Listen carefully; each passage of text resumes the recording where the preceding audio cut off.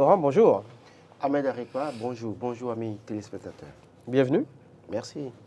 On démarre par Matin Libre. Gascani Info en parle également. L'expression du malaise au BR. Oui, je vois à la une du Matin Libre ce matin la photo du Khéroumé de Yaoundéou, et sachant que Yaoundéou, qui était jusqu'en 2019 titulaire, s'est retrouvé être suppléant du Khéroumé sur la liste BR. Et bien évidemment, on a pu voir quand Khéroumé a été élu, il a dû céder son siège à Janvier Yaoundéou.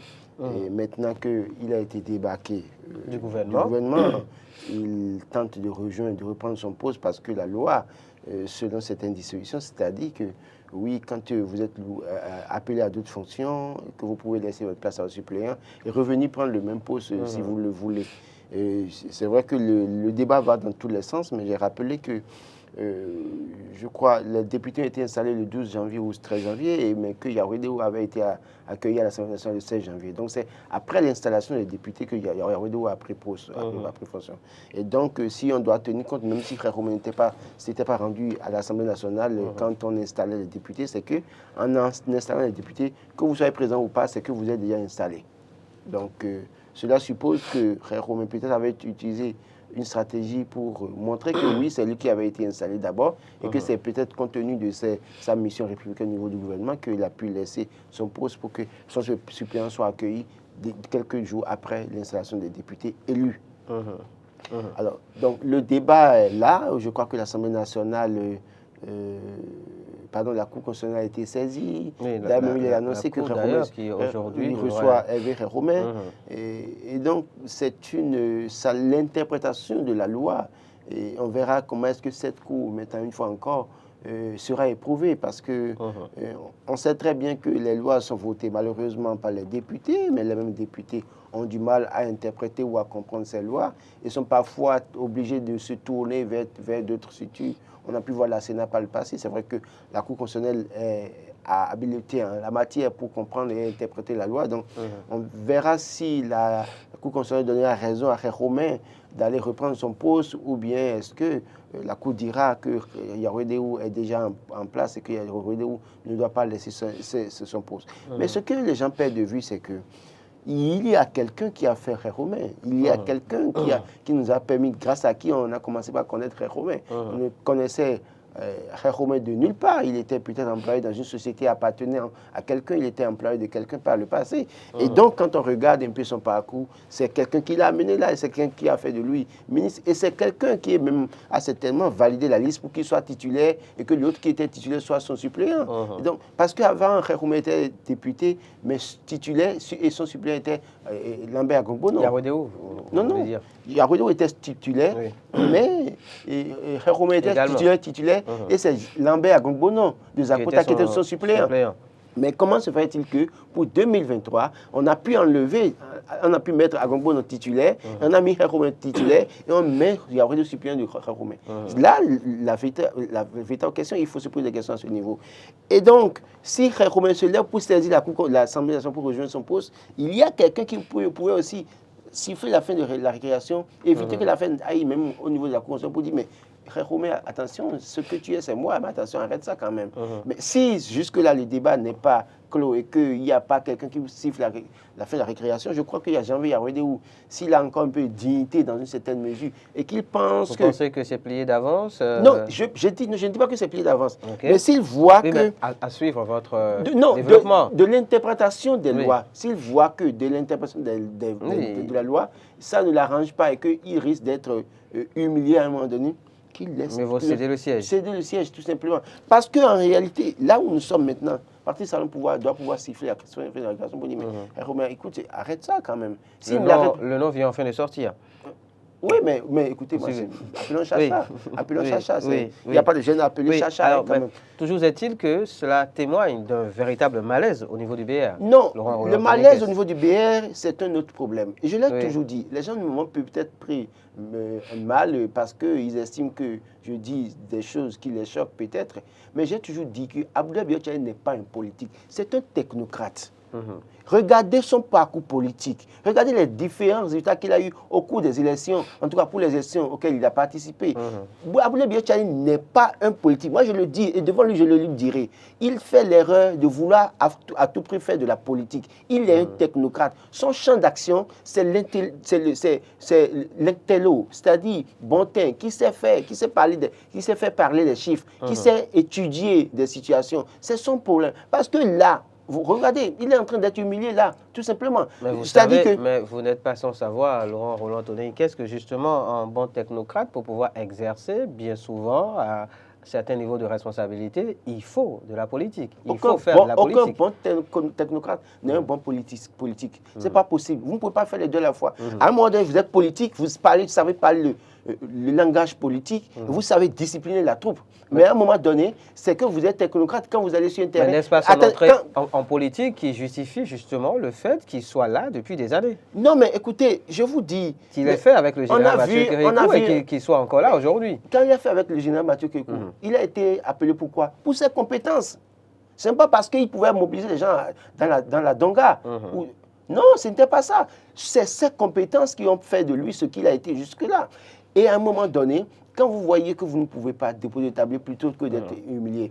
Parce que oui, on a créé le BR, on a vu que, bon, quand on a regardé ceux qui ont constitué le BR, on a vu que celui qui a un bon parcours, il est chef, il est ministre d'État, il vaut mieux le mettre là, on ne peut pas le laisser aller prendre quelqu'un d'autre. D'accord, mais à un moment donné, il faut savoir quitter les choses avant que les choses vous quittent. Parce que quand c'est un Gbadamassi qui commence pas à vous dire... Quand c'est un Gbadamassi qui commence pas à vous dire... Est-ce que vous rejoignez finalement Gbadamassi qui demande à ce que le SGN, donc Abdoulaye Biachani, cède son... Non, je ne rejoins pas Abdoulaye Biachani. Cède son poste de président, de secrétaire... Je ne rejoins pas Gbadamassi. Gbadamassi a ses motivations ailleurs.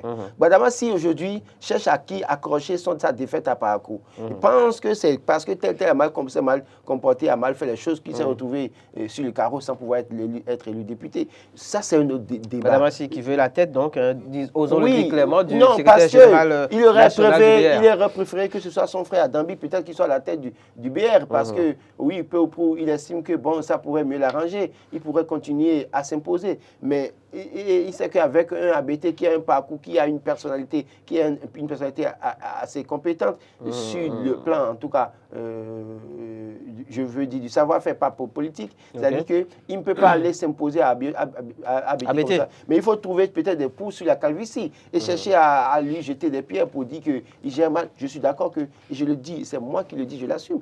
Pour moi, ABT n'a jamais été un bon politique, il est un technocrate. Et on a vu les résultats, on a dit Alliance Tabati Taba, on a vu un peu ce que ça a donné.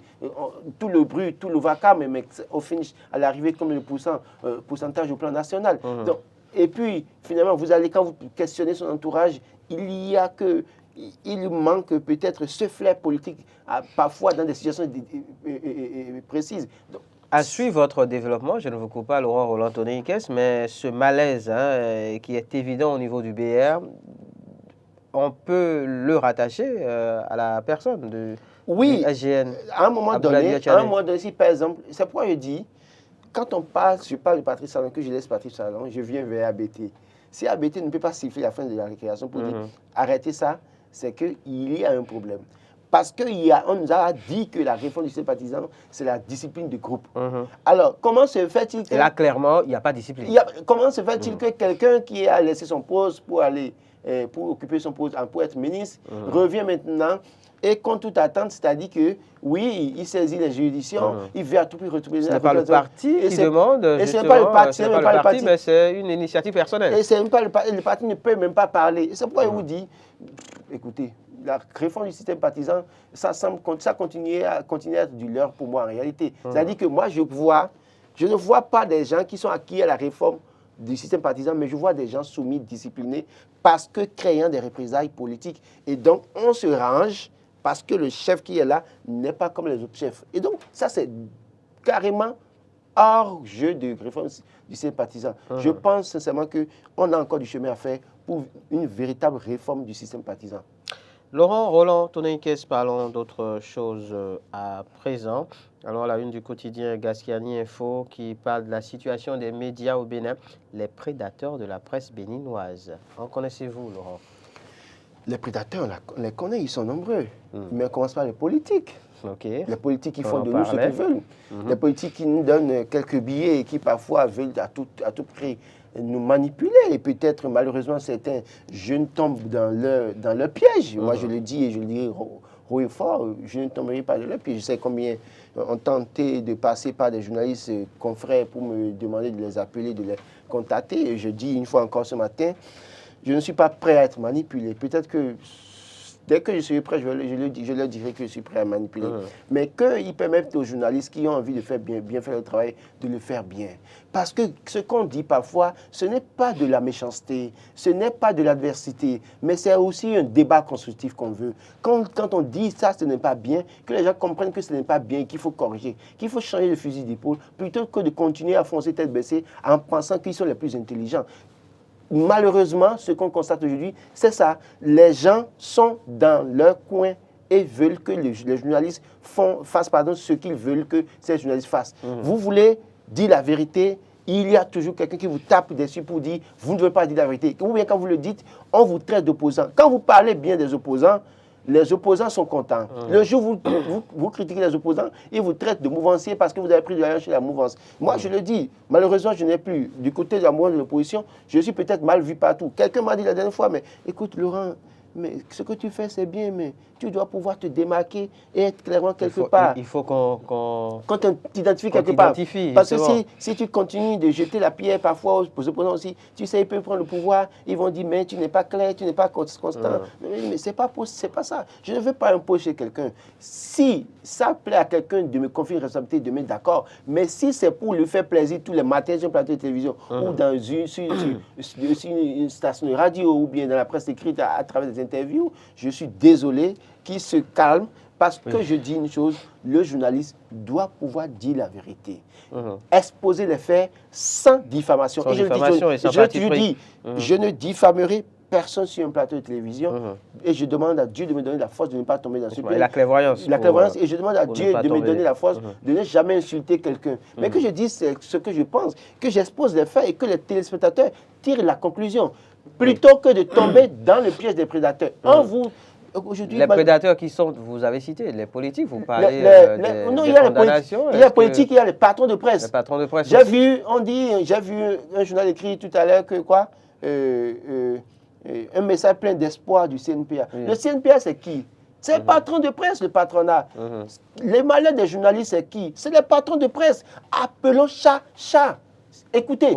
Pour quelle raison? Mais il y a beaucoup de patrons de presse qui sont dans les grosses maisons, grandes maisons, grosses caisses, mais les journalistes ne sont pas payés 3 mois d'arriérés. On en connaît au Bénin. D'accord. Je n'invente rien. Il y a des journalistes qui sont obligés d'attendre la fin des activités. Imagine liste pour avoir 5 000 francs avant de rentrer. Et ça, c'est de la manipulation. Pour pouvoir nourrir la famille. C'est un manque de respect pour le journaliste. Pendant que les patrons vont signer des contrats, prennent des millions dans leur poche et vivent le bling-bling avec. Parfois un week-end à Lomé avec des petites filles en train de déambuler. C'est des prédateurs. Ce n'est pas que les politiques. Les prédateurs se trouvent au sein de la corporation. Au sein de la corporation. Et je crois qu'il faut commencer par corriger ça. Et écoutez, les gars ouvrent, ils ont médias. Vous voudriez bien préciser qu'ils ne sont pas tous de la même espèce. Non, écoutez, on ne saurait généraliser. Non, on ne saurait généraliser. Moi, je dis une chose. C'est important. Non, écoutez, je dis une chose. Écoutez, je sais qu'à Eden TV, il n'y a pas... Non, justement, je vais clarifier. Je ne parle pas de notre groupe forcément. Je clarifie. Voilà, mais il y en a dans le milieu, d'accord, qui sont corrects. Il n'y a pas d'arriéré de salaire. Je crois que au plus tard de 3-4, mon salaire tombe sur mon compte et puis je fais ça pas... Je prends ça pas à Momo et j'en fais ce que je veux. Même si je veux qu'on augmente ça un peu pour arranger les choses. On le veut tous. Mais tout au moins ici, il y a une constante. Je ne veux même pas qu'on se penche mais c'est sur pour vous dire quoi? Le cas de notre groupe. Il y en a a dans le milieu qui sont corrects aussi. Oui, il faut le dire. On a tout fait de penser que c'est les prédateurs, c'est les politiques. Mais les prédateurs se trouvent au sein de nos médias, de la corporation aussi. Les patrons de presse sont véreux, qui ne veulent pas permettre l'émancipation, travailler à l'émancipation des journalistes. Personnel. Écoutez, je l'ai dit hier, le journaliste va sur le terrain tout le temps, va suivre les matchs sous le soleil, sous la pluie, faire des rapports, faire des comptes rendus tout le temps. Mais quand on dit les écuries doivent aller jouer, il y en a des autorités au ministère des Sports qui doivent tolérer que c'est des patrons de presse qui voyagent, pendant que les journalistes qui étaient tout le temps au stade ne peuvent pas voyager une seule fois de sa vie. C'est des bêtises qu'il faut corriger.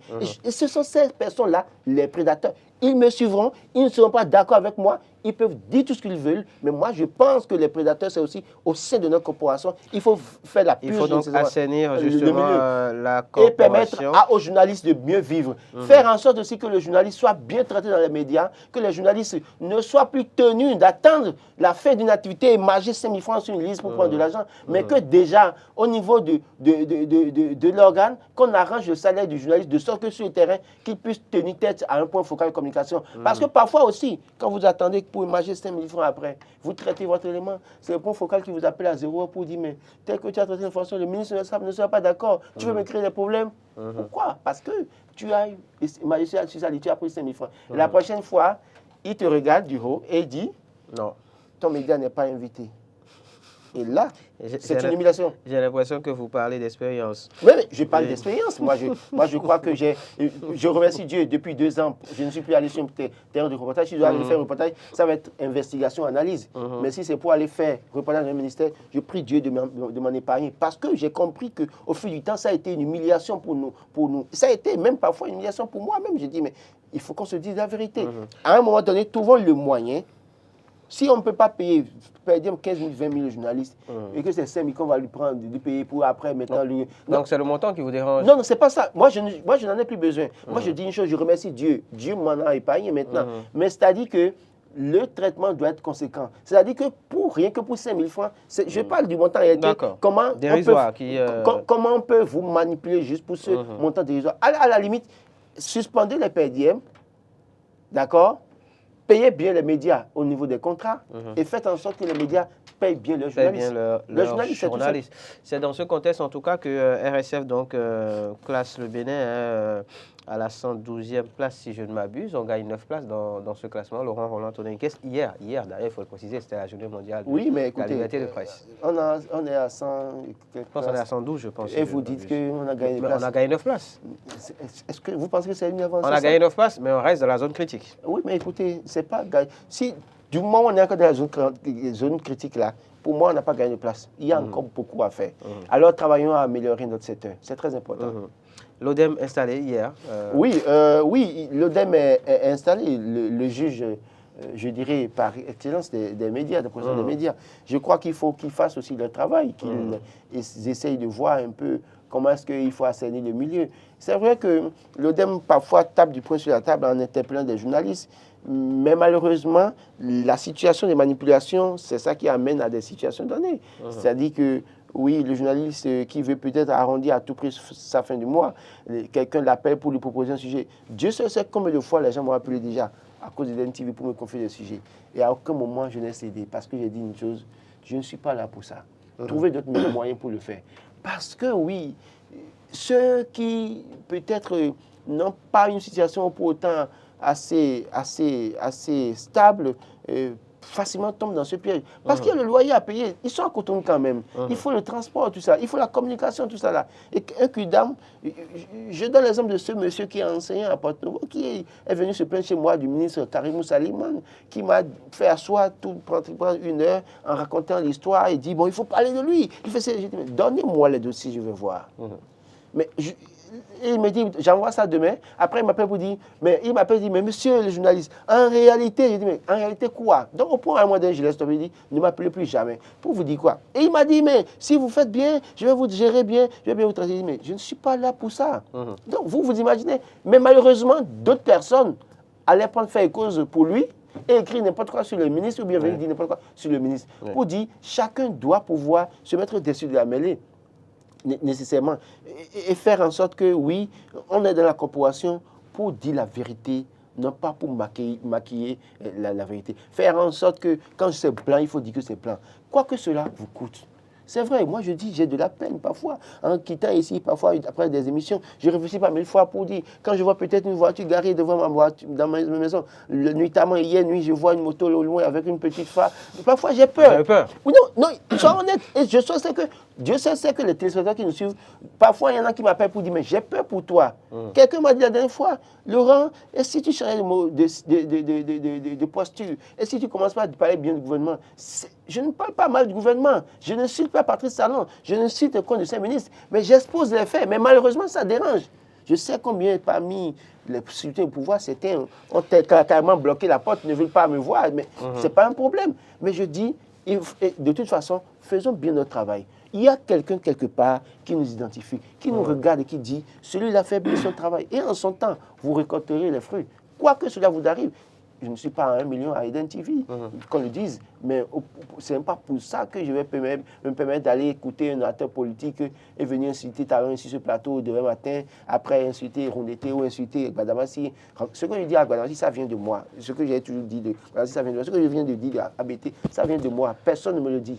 La liberté de presse menacée au Bénin? Bon, moi je dirais, je ne suis pas encore inquiété, même si je suis journaliste assez critique. Même si vous avez peur? Oui. Je suis assez critique. Mais je sais que peut-être que je ne suis pas allé sur certains terrains encore. C'est pourquoi ils me laissent encore, qu'ils ne me disent rien. Mais je sais que des journalistes ont peur de dire la vérité. Et donc, peut-être quelque part, s'il y a une peur chez certains, c'est un peu comme si la liberté est menacée. Moi, je ne dirais pas qu'elle est menacée tout de go. Je dis des choses suffisamment graves, pas insultées, mais parce qu'ils diront que je suis opposant. Ils me disent d'ailleurs même, certains de leurs clés m'appellent opposant, journaliste opposant, mais qu'à cela me tienne, c'est moi. Mais je sais que beaucoup ont peur de dire la vérité. Et donc, quelque part, quand les gens ont peur de dire la vérité, c'est comme si la liberté était menacée. D'accord. Laurent Roland, Tony Kess, parlons d'autre chose à présent. On parlait de peur. Il y en a qui ont peur, justement, dans certaines localités du pays. Attaque terroriste à Kéroux, avec une dizaine de personnes tuées, une enquête ouverte. Le matinal, on parle. Oui, c'est affreux ce qui s'est passé. Je crois que quand on dit qu'une enquête est ouverte et que le commissaire a été d'ailleurs limogé. Oui, et que quand quelqu'un dit qu'il y aura des sanctions, je le dis encore une fois ce matin, hein, j'ai toujours posé la question de savoir quelles sont les motivations des forces de défense et de sécurité du Bénin. Quelles sont les motivations? C'est-à-dire, faites-vous plus clair. Oui, mais c'est-à-dire, quand vous m'envoyez au front avec des armes pour combattre le djihadisme, et que l'arme que je dois utiliser date de la période coloniale, et que peut-être parfois les munitions que je dois utiliser ne sont plus des munitions, en tout cas des munitions, la dernière fois on parlait de transfert de matériel obsolète au camp de Tafort. Et donc si ce que je dois utiliser est obsolète, sachant que les djihadistes utilisent des matériels sophistiqués, vous voulez que j'aille me pointer devant les djihadistes pour dire que je vais les combattre? C'est une question. Je ne dis pas que c'est ça. Quand je sais que si par mégarde, je meurs militaire sur le front, sur les champs de bataille, et qu'il n'y a pas une réelle prise en charge de ma famille, de ma femme et de mes enfants, notamment mes enfants, parce que la femme peut-être peut trouver une chance de se remarier. Je dis peut-être, mais les enfants dont l'avenir est hypothéqué, si je sais que c'est un risque que je prends pour mes enfants, est-ce que j'aurai la motivation nécessaire, l'engagement nécessaire pour aller risquer ma vie? Donc, c'est l'un dans l'autre autant de questions. C'est bon d'ouvrir l'enquête et de vouloir sanctionner. Mais quelles sont les conditions de travail de ces personnes? À combien sont-ils payés par jour, par exemple? Qui sont ceux qui les payent? Est-ce que ceux qui les payent ne font pas comme ceux qui donnent à manger aux enfants en lapant les doigts? Posons-nous les véritables questions. Il ne suffit pas de rester à Cotonou, de prendre des décisions et de dire on va sanctionner. Mais allons questionner. Je me réjouis, je l'ai rappelé, quand Patrice Talon était allé au camp d'Alada, il s'était étonné de ce que les forces de défense et de sécurité qui vont là-bas, qui combattent, quand on les ramène à Alada, dans le camp, le temps de prendre de se reposer, de repartir, ils n'ont pas d'aide de jeu, ils n'ont pas de salle de jeu, pour au moins se distraire, changer les idées. Ils viennent, on les met dans les casernes et puis après on les rassemble dans un bac. Pas de distraction. Alors que c'est la distraction qui va peut-être les rassurer. Parfois en s'amusant, ils ont des idées, ils réfléchissent, tout ça. Et puis, les conditions dans les dortoirs, les ventilos qu'on a placés par exemple, ne répondent à rien, parce que ça ne pourra pas suffire pour le nombre qu'on met dans les dortoirs. Eh bien, il a demandé qu'on change tout ça. Et au passage, je lui dis merci. Peut-être l'information n'a pas été rendue publique, mais moi, au moins, j'ai pu avoir l'information de toute façon. Pour dire quoi? Au moins, voilà quelqu'un qui se penche sur les conditions de travail des forces de défense et de sécurité. Mais est-ce que les regradés de l'armée s'y penchent réellement? On voit les regradés avec des grandes maisons, des grosses caisses. Et les officiers, les soldats végètent de la misère à perpétuité, je veux dire. C'est-à-dire, tout le temps, vous les voyez, c'est les mêmes conditions. Oui. Mais pour dire, travaillons à offrir de bonnes conditions de travail à ces personnes. Il y a eu les sursalaires récemment. Quel sursalaire là, c'est combien? Non, écoutez, ne me parlez plus de cette affaire de sursalaire. Le chef de l'État a d'ailleurs donné les salaires lors de son intervention. Mais écoutez, les salaires qu'on a donnés là, je viens de féliciter Patrick, mais vous voulez m'amener à vouloir peut-être à lui répondre. Mais écoutez, quand le chef a cité les salaires là, oui, le chef nous a cité... Cela participe de l'amélioration des conditions de vie et de d'accord. travail. Le chef a cité les salaires des femmes des policiers. Est-ce que le chef vous a dit combien gagnent les ministres? Non. Vous savez combien gagnent les députés élus? Non, mais Vous connaissez combien gagnent les députés élus? C'est trop facile, Laurent, en fait, de sortir cet argument. On parle d'amélioration de conditions de vie et de travail.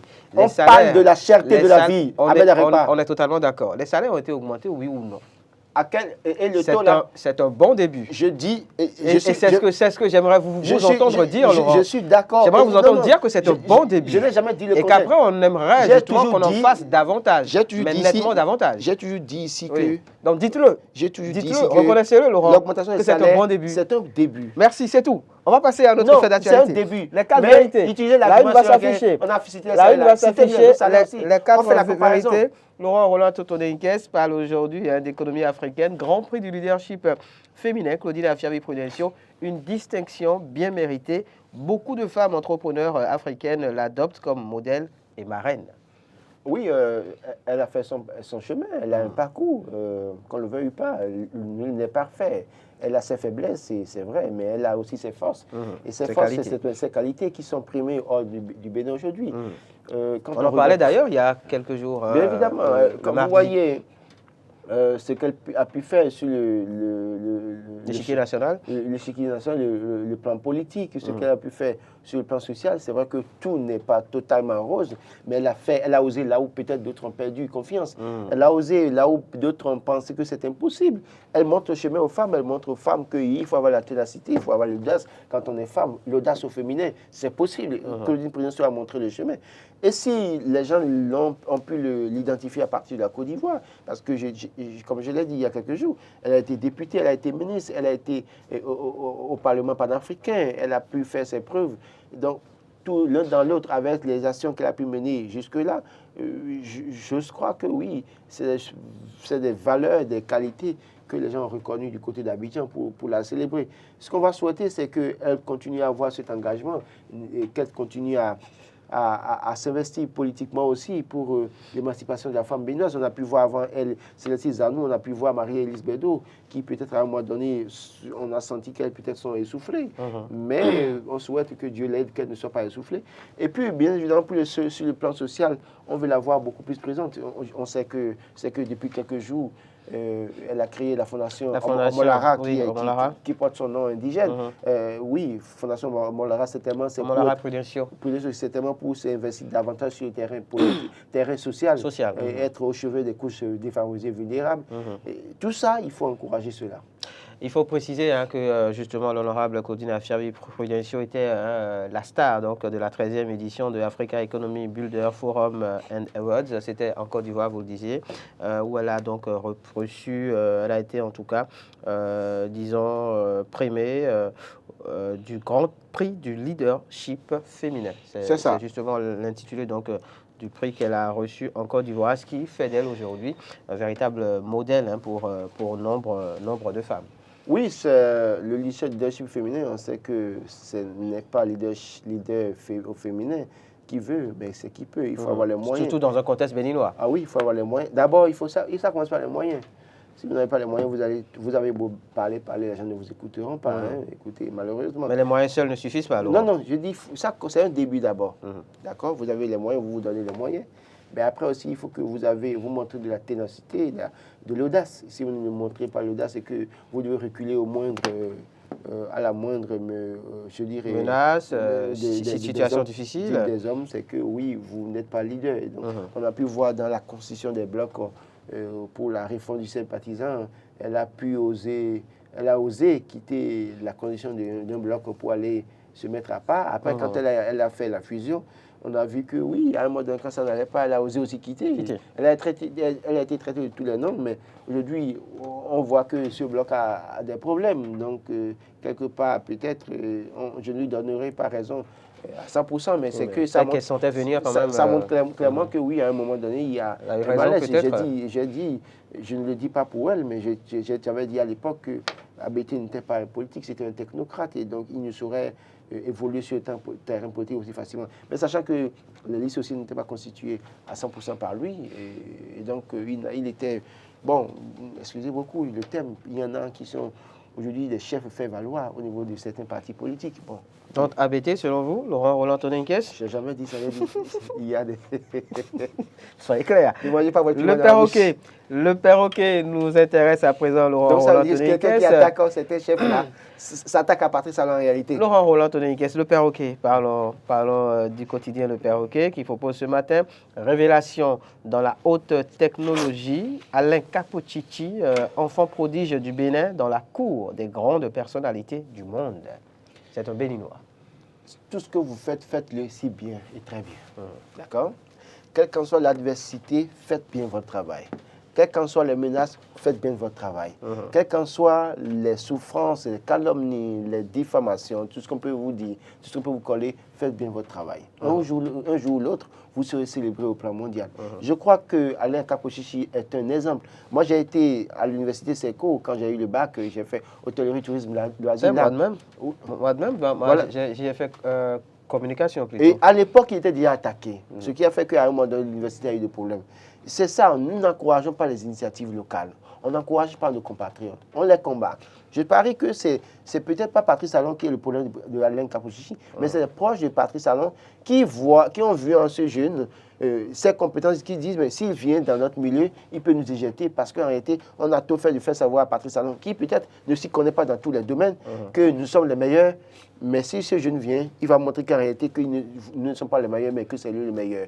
Et donc, par conséquent, il faut trouver des mécanismes pour lui mettre les bâtons dans les roues. Il faut l'écarter des instances de décision de son pays et lui coller un certain nombre de choses.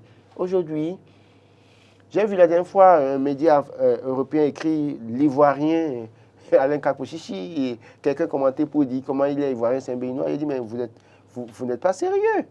Le gars a lancé son smartphone en Côte d'Ivoire, sous une structure ivoirienne, soutenue par l'État ivoirien. Et donc, quand il lance ça, on ne voit que la Côte d'Ivoire. Parce que ce n'est pas le Bénin qui a financé, qui l'a accompagné. Donc, voilà, je crois que les jeunes doivent s'inspirer de ce modèle-là. Il n'est pas parfait non plus. Oui, il a ses faiblesses, je l'ai dit. Mais essayons de mettre en valeur les forces de ces personnes-là, ces valeurs, les qualités de ces personnes-là. Ça nous grandit et ça nous ouvre d'autres portes. Ça crée des conditions favorables à d'autres personnes qui ont envie de mieux faire. Plutôt que de rester là, à s'attarder sur les faiblesses des personnes, de ces personnes, à leur jeter la pierre, à vouloir à tout prix leur extinction. Parce qu'on ne veut pas les voir briller. C'est pas bien. C'est Dieu qui donne le pouvoir, c'est Dieu qui élève les gens. Si vous voulez éteindre les gens, Dieu crée des conditions aux gens d'aller se mettre en valeur ailleurs et ils sont remarqués. C'est de ça qu'il est question. Merci.